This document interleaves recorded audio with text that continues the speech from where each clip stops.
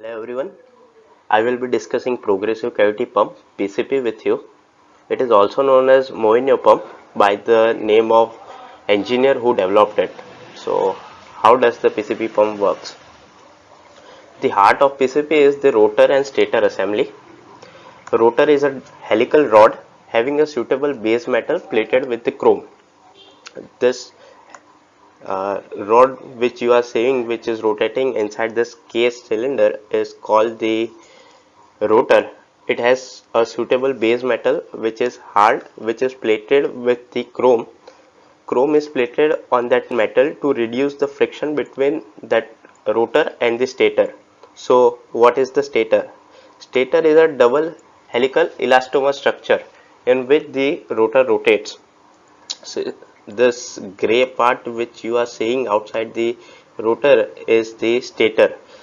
Stator basically has the space in it to hold that rotor, and by that virtue it will create a cavity in it. You would have seen the piston pumps where there is a liner.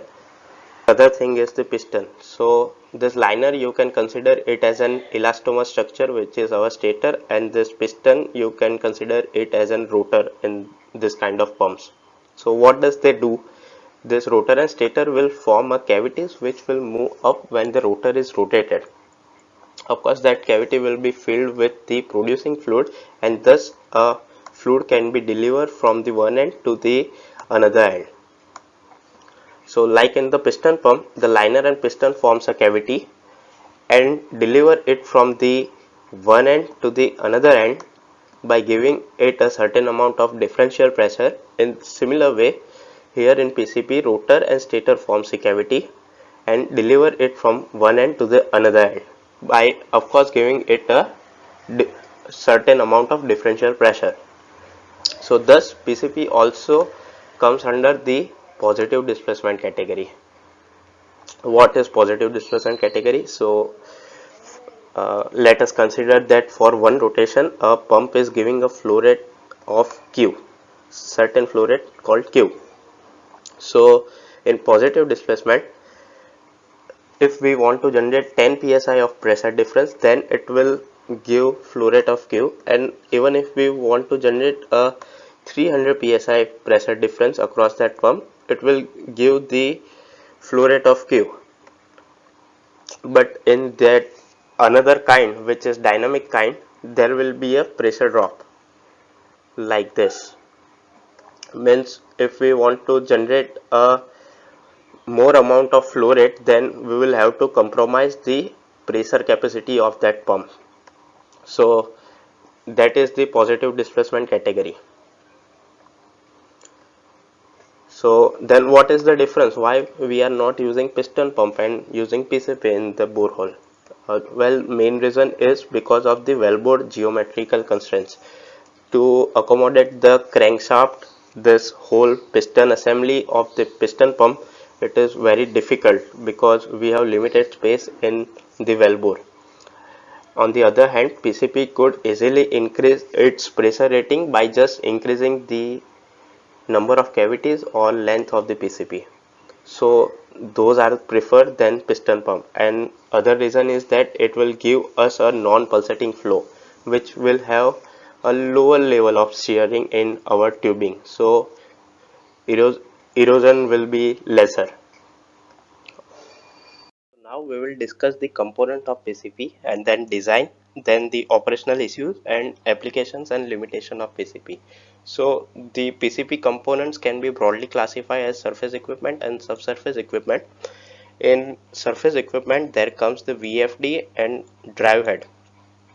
In drive head, there are drive system and couplings. So VFD will take the current from the power unit, convert it to the needed frequency, and give it to the drive system.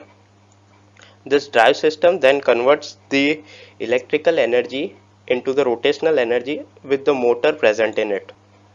That rotational energy is transferred to the rotor string, which has polish rod, couplings, pony rods for spacing out, then centralizers, then sucker rods, and then the rotor.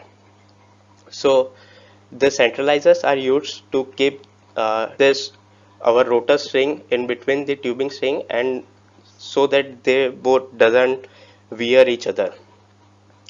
Then comes the space out. What is the space out? So the in space out we calculate the true length of the tubing string and the rotor string and the amount of stretch in both of them. Depending on that, we need to fix the rotor exactly inside the stator by adjusting the length of these pony rods.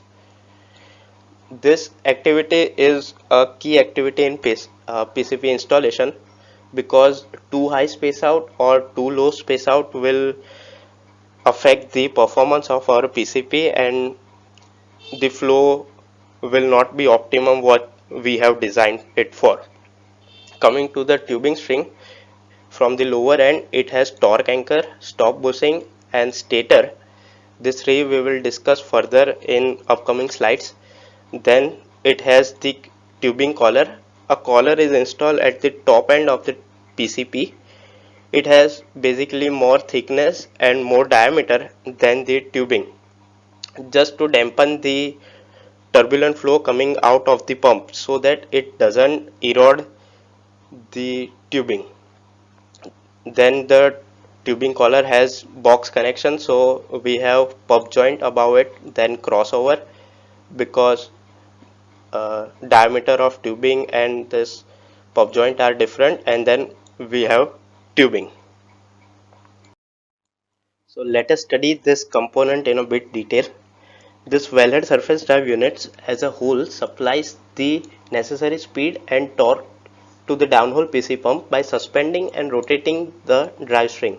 This drive string is also called sucker rod string. The rotor is suspended by couplings and clamps in the drive head somewhere here, and the rotation is given by the motors. This motor could be direct one, placed here as we saw in the previous slide, and or it could be indirect one. So in case of indirect one, the drive heads are driven by electric or hydraulic motor with belt and pulleys or through the gears. Belt and pulley system look like this, and this example is of belt and pulley system, or it could be a gear system. In this case we have belt and pulley system. So we can reduce the rotation speed with the help of VFD, a variable frequency drive system, or we can use one of these options. But in case of VFD we could control it from the control room, so this option is generally preferred. And we all know that stuffing box is used to isolate the drive head from the wellbore fluid. It is situated here below the clamp in the wellhead surface drive. Okay, so in fields, where do we get power from? We get it from the generators of the power unit.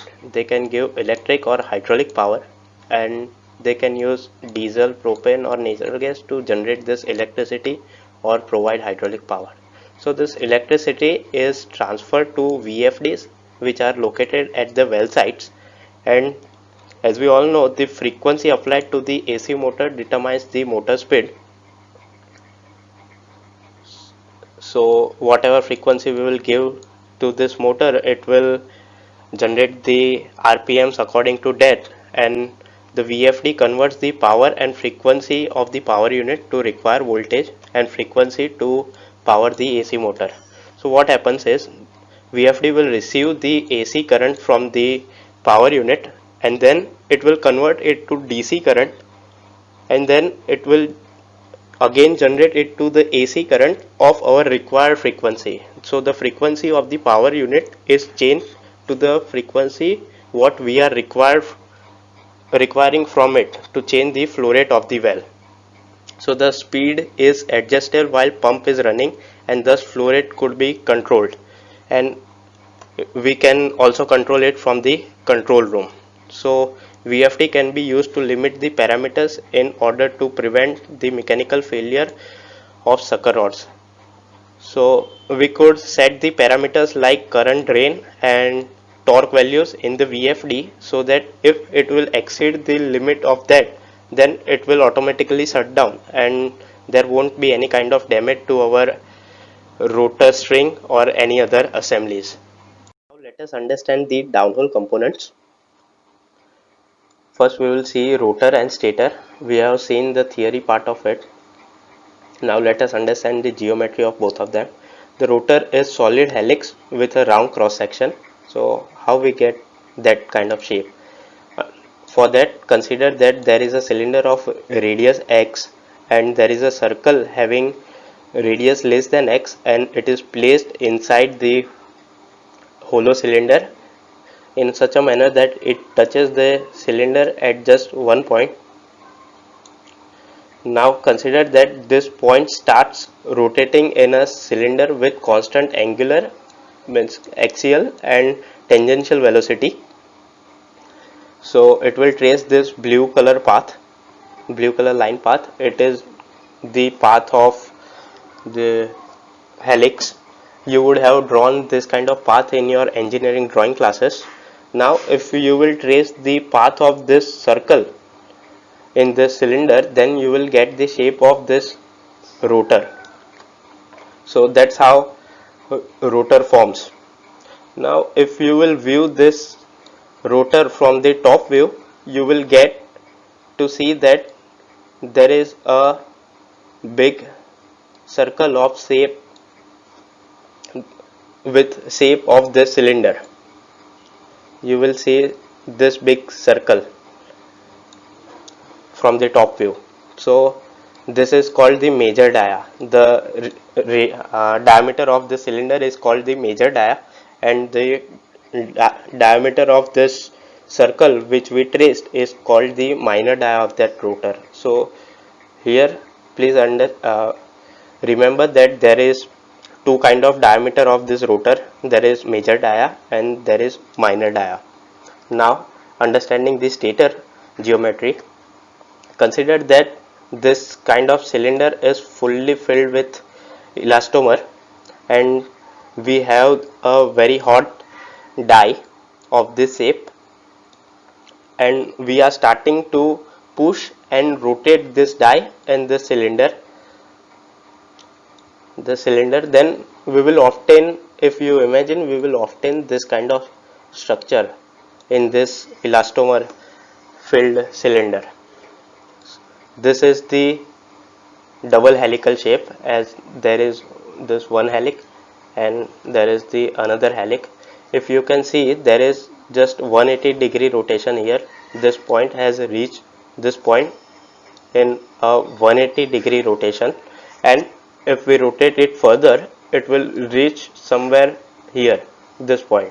This is this 360-degree rotation.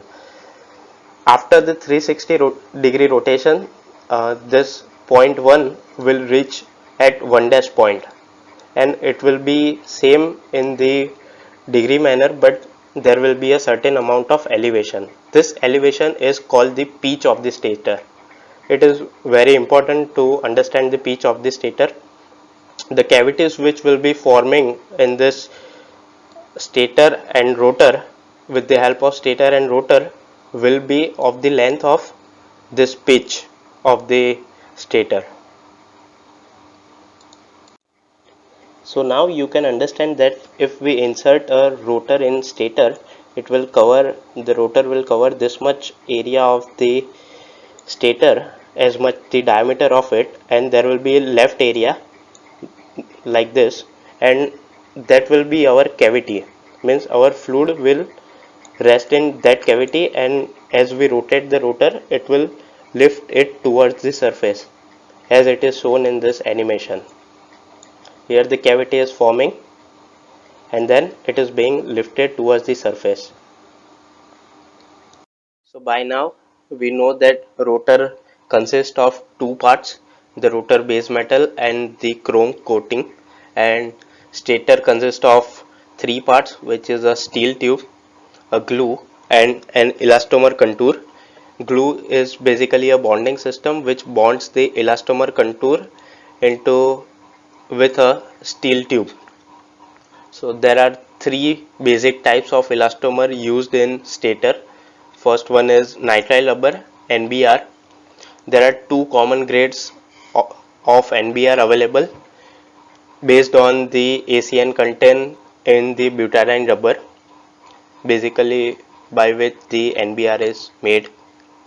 So if the content is nearly 30% of ACN, then it is called BuNaN, and if the content is greater than 40%, then it is called high nitrile.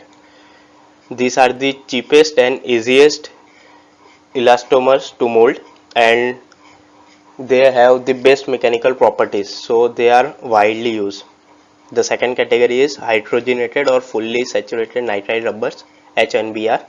They provide more heat resistance and H2H resistance than the NBR. So in case of if our producing fluid has more H2H content and has more heat, then this should be used. And the third category is Viton rubber, fluorocarbon elastomers.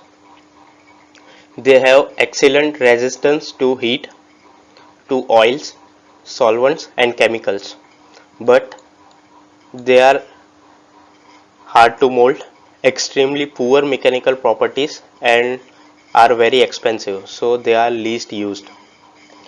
This table is a summary chart based on the following four properties we discussed and a temperature limit. So in temperature limit, one need to take care of friction heat also. Friction heat is the heat which is generated when the pump is in operating condition, so we need to add that also in the surrounding heat part. Now let us understand some of the important other downhole components. The first one is top bushing, tag sub, or it is also called tag bar. It is installed just below the stator in our tubing string assembly. You can see it here. So it is basically a cylinder having a horizontal rod welded in it. From the top view, it will look like this thing or shape. You can see here, this outer circle is our cylinder, and the inner, this rectangular shape, is the horizontal bar, and the area which is remaining, which is shaded in blue color, is available for fluid to pass through it. Means the flow of the fluid will be like this. It will enter through this torque hanger, pass through the stop bushing, and reach toward the rotor and stator assembly. So the length of our horizontal rod in tag bar and the stator bottom part will be of 30 centimeters. So it has following four functions. It gives us landing spot during spacing out of our rotor. So when we are spacing out our rotor string, then how we will know that we have reached our required depth? So we can know it by the weight monitor which is present in the crane which we are using to lower the rotor assembly. So the weight monitor of our crane will show reduced weight when our tag bar touches our rotor. So by that we will know that our rotor has reached towards the at the point of tag bar, and now we will have to lift it by 30 centimeters to perfectly accommodate it in our stator. So it helps us in spacing out. Now that standoff length of 30 centimeter can be used by our rotor string for possible elongation of it. Means if it experience more amount of stretch than what we have calculated prior while designing, then this space can be used by that rod string to get accommodated in that, and it won't break. That tag bar also provides us suction inlet for the pump, as we saw that fluid can pass through it. And fourth one, prevention of components falling downhole in the event of failure. If any component fails and fall in our tubing string, then this horizontal rod will prevent it from further falling down, and thus fishing activities can be eliminated. Now sucker rods or pony rods. Sucker rods are typically used in PCP system to transmit the rotational moment from the surface drive unit to the rotor of the pump, as we know. But here pony rods are used for spacing out activities. They are smaller in length, so we can easily handle it, the length of our rotor string by increasing or reducing the number of pony rods. So they are primarily used for spacing out activities. Now centralizers.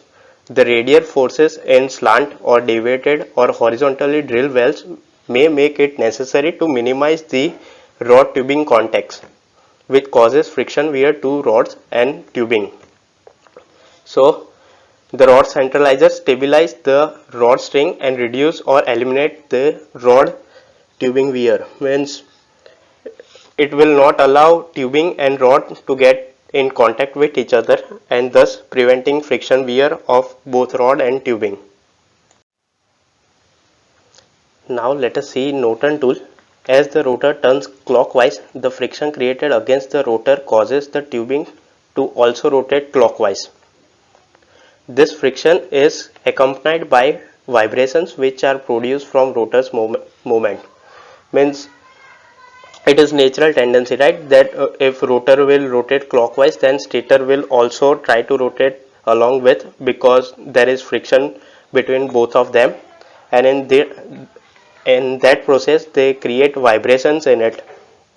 That vibration will increase if the pump is deeper and the rotation is faster. The combination of this friction and vibration will create a risk of back off. Means this vibration and friction will create a tendency of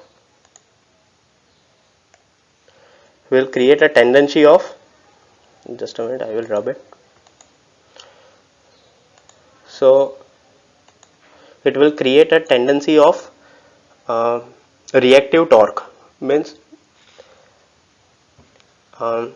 by principle of inertia, this stator will have tendency to rotate in anti-clockwise manner if the rotor rotates in a clockwise manner.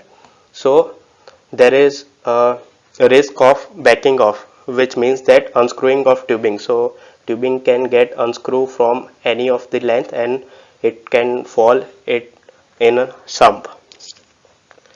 So for that purpose our cam block or our Norton tool is used. Norton tool consists of drag blocks and sleeves. This is a drag block or sleeve which will securely grip the casing, preventing a clockwise rotation. So that vibrations and frictions which were rotating it towards the clockwise, this sleeve of the Norton tool will not allow it to do so, and thus reactive torque won't be created, and thus there won't be any tubing back off. But the sleeves will allow vertical movement of torque. In case of any stretches in tubing string, there can be vertical movement, but there won't be a rotational movement through this Norton tool. So mainly it helps us in preventing the unscrewing of the tubing. Now before getting into the design part, we need to understand certain terms related to pump geometry. Pump geometry is governed by following three parameters. First one is lobe ratio. Manufacturers can develop this rotor and stator in number of configuration with respect to their cross section, this and this, but always the manufacturing will be in such a way that stator will always have one more lobe than the rotor. The stator will always have one more lobe than the rotor. Means here stator has two lobes, here it has three lobes, and rotor has two lobes here and one lobe here. So there comes a number called lobe ratio. So lobe ratio is equal to the ratio of number of rotor lobes divided by number of stator lobes. So if the number of rotor lobes is equal to n, then the number of stator will be n plus 1, and that is the ratio, n divided by n plus 1.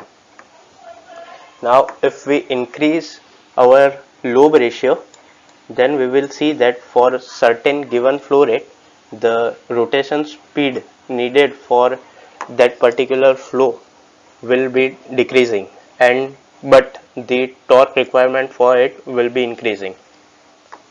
So operator can compromise one of this parameter and can select a particular lobe ratio for its field. Generally in CBM, a lobe ratio of 1 by 2 is used. The second parameter is eccentricity. Now recall that in discussion related to geometry of rotor, we saw that if we view our cylinder from top side, we will able to view the bigger circle, this bigger circle equal to the diameter of this cylinder. So the diameter of cylinder in our rotor case is the major dia, this major dia, and the if we take any cross section of our rotor, then the diameter we get is that of our rotating circle, so that is called the minor dia, this minor dia. So eccentricity is nothing but the difference between this major dia and the minor dia. So E is equal to d minus small d. Remember that this will be case only in 1 by 2 lobe ratio of pump. For general purpose, there is another definition of eccentricity. It is eccentricity is the radius of circle the rotor head traces about the stator center line. So the rotor head center line is the center line of our cylinder, and rotor center line is this center line of our rotating circle. So by our definition, d minus d, eccentricity is this, and by general definition it is also equal to the circle radius which the rotor head traces about the stator center line. This is the stator center line as it lies between the lobe of stator. From this geometry we can see that 2E is equal to half of our minor dia. So if we take this 2 on the left hand side, then 4A will be equal to our rotor minor dia, and that is where it will come very handy while we are designing our pump for the flow rate. So please remember it. Now, while understanding the geometry of stator, we saw that if our red hot die is pushed and rotated in a cylinder filled with elastomer, then it will form a double helical structure. Now as it completes the 180-degree rotation, it will reach this point 1 dash, which will be in completely opposite direction of what it had started, and after a complete 360-degree rotation it will reach to the point facing towards a same direction where we started, means in the same direction of that of 1. So this whole length from 1 to 1 dash after 360-degree rotation is called 1 stator pitch. Now here we need to understand that we obtain this pitch length in a 2 lobe die, but if we had just 1 lobe, then what would happen? We would only get this much of length after 360-degree of rotation. So this is known as rotor pitch, as rotor has only 1 lobe, and if there would be 3 lobes in it, if this die had 3 lobes in it, then we would get 1.5 times of the length of this one stator pitch, means distance between 0 to 0.3. That would be our distance if this die had 3 lobes in it. So please understand this concept. uh, Now the one stator pitch is also called as an cavity length, means because cavity length is equal to one stator pitch, and this figure shows that why is that happen. Basically this figure represents that how cavity forms and cavity travels up in the this rotor stator assembly. So let us start from initial position. Let us take a cross section of this center line. It will look like this if the rotor is at the initial position, and after 90-degree rotation there will be fillage of this previous cavity fluid in the void which is created after 90-degree rotation, and this white area is represented by uh, the cavity which was already present in this cross section area. So here the cavity was already present, this is already present. So after 180-degree rotation this previous cavity will completely filled, means it get completed, and our whole cross section area will be covered by new cavity fluid. So it is this. After 270-degree rotation it will again come back to same position as of 90-degree, but in completely opposite direction if you imagine it in a 3D way. And after a 360-degree rotation it will, our rotor will come back to its initial position, and these two new white areas are shown by our new cavity which will be in opposite of previous cavity. So let us understand that by this figure of A, B and C.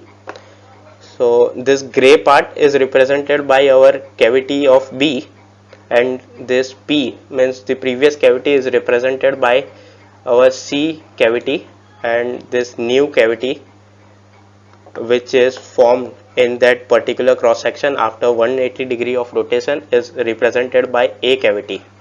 So if you can see that at 0-degree of rotation there will be complete fillage of A cavity. At 90-degree of rotation both cavity will occupy same space. At 180-degree of rotation B cavity will dominate, means whole area will be covered by B cavity, and A cavity will have 0% of void of this cavity. After 270-degree rotation B cavity start to shrink, and there will be a C cavity which hold means B and C will hold equal volume at that point of 270-degree rotation, and after complete 360-degree rotation B cavity will end and C cavity will have complete fraction of fluid present over there. So we can understand by this figure that at a particular cross section area there will be a constant fluid which is present, and the shape we are seeing here is in 3D. We have to imagine this shape in 3D and not in 2D. So you will understand it that at one particular cross section area our fluid is constant. What we are getting it from one end means if we get it from one end is 1 liter, then at that particular cross section area of C it will be 1 liter only, and it's not changing. So that's how cavity propagates upside. So we learned that cavities are one stator pitch length. One cavity starts where another cavity ends, and the pitch of rotor is 1/2 of that of stator. So this was the only point which I wanted to convey. Another bit of extra knowledge is given, but If you don't understand it, please rewind the video, or you can simply skip that portion. It is just to get the feel that how cavity propagates, and that's all. Now let us discuss the issues which affects the pressure development of PCB pump. First is number of continuous seal lines, or we can say cavities. Now we all know that if we put certain pumps in series, then it will increase our head and not increase our flow rate. And if we put that pumps in parallel connection, then they will increase our flow rate but not the head. So in case of our PCP, if we increase number of cavities in series, then we will increase the pressure rating of it, means the head of the fluid, and not the flow rate. So thus number of cavities or seal line affects our pressure development by this way. And the second point is interference or compression fit between rotor and stator. So interference fit or compression fit is the measure of contact length of rotor and stator at a particular cross section. So that cross section can be measured by unit called thaw. 1 thaw is equal to 0.001 inch. So if we double the interference fit, then we can see that the pressure generation will also be doubled. Means we can increase our capacity of PCP by increasing the interference fit of that particular assembly. So that could be increased by thermal elastomer expansion or chemical elastomer expansion. Means we can use certain chemicals to swell the elastomer. As elastomer will swell, it will grab more area of rotor, and thus there will be more interference fit. And similar goes with thermal. If more heat is provided to that elastomer, it will swell, and that is called thermal elastomer expansion. This chemical elastomer swell occurs by the reaction of chemicals which are coming in producing fluid with our elastomer, and this thermal elastomer expansion occurs by the temperature of that particular producing fluid and the heat generated by friction between rotor and stator. So we need to take care of both of these aspects while we are selecting our elastomer. And we must understand that if swelling will be more, then elastomer will completely grab our rotor and it won't allow it to rotate, so we can't produce then, or the rotor shrink can fail. And if swelling is very less, then there will be less interference fit and there will be more slippage of fluid. Slippage we will learn in upcoming slides. So optimum swelling elastomers should be preferred. Now let us understand the concept of slippage. We all know that in any kind of pump there is a concept called theoretical flow rate and actual flow rate. The difference between theoretical and actual flow is called slippage, or basically the leakage. So in PCP, the definition of slippage is like this: slippage, the fluid leakage due to failure of seal across the rotor stator seal lines between the cavities result in actual flow rates that are lower than the theoretical flow rate. So basically it is the leakage across our interference fit. So then we get volumetric efficiency as a ratio of actual flow rate upon theoretical flow rate, and slippage increase with differential pressure, and it also depends on rotor stator fit, fluid viscosity, and number of seal lines. So let us discuss the effect of compression fit and differential pressure in this slide. So this graph shows us the effect of compression fit on the slip. So if our rotor stator assembly is oversized, means that elastomer has swelled above what was required, above what was optimum we required. So in that case we will obtain a lower flow rate, because the area which was meant to be covered by our cavity is covered by elastomer, and we will get lesser flow rate, but that elastomer will not allow any kind of leakage through it. So for increasing pressure rating, we will get same amount of flow rate. Now in standard case, we have designed it for the standard case that for particular amount of pressure differential we get higher flow rate than oversized one, because the elastomer swell is reduced and that area is now occupied by fluid which is flowing through it. So for less amount of differential pressure we will get more flow rate, and as the requirement of delta P increases, there will be more slippage and we will get less flow rate. In case of undersized pump, there will be very less contact, means there will be very less compression fit between rotor and stator, and so more fluid can accommodate in that particular cavity and we get more flow rate for less amount of delta P. And as delta P increases, the slippage increases because our elastomer will not hold much of fluid between rotor and itself. So slippage increases as delta P increase in case of undersized pumps. Similarly, in slippage increases with differential pressure. Here, as we saw, we can understand this concept by seeing in this figure only.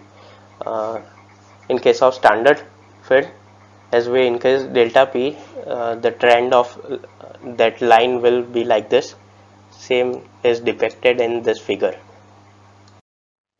Now let us understand the effect of viscosity and number of seal line on this slippage.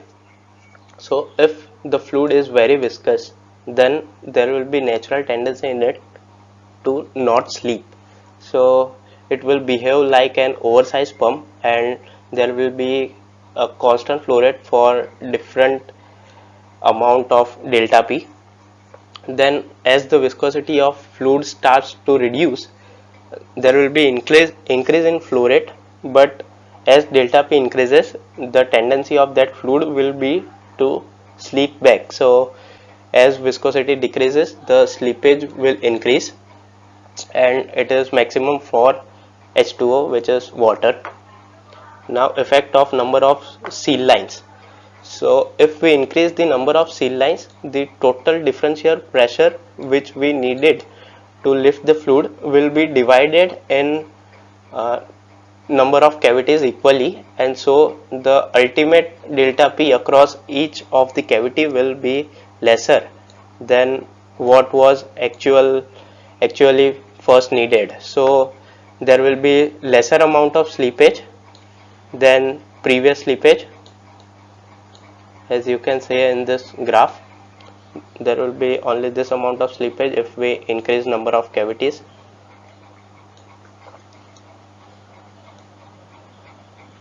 So you can see that effect on volumetric efficiency, which is ratio of actual flow rate divided by the theoretical flow rate.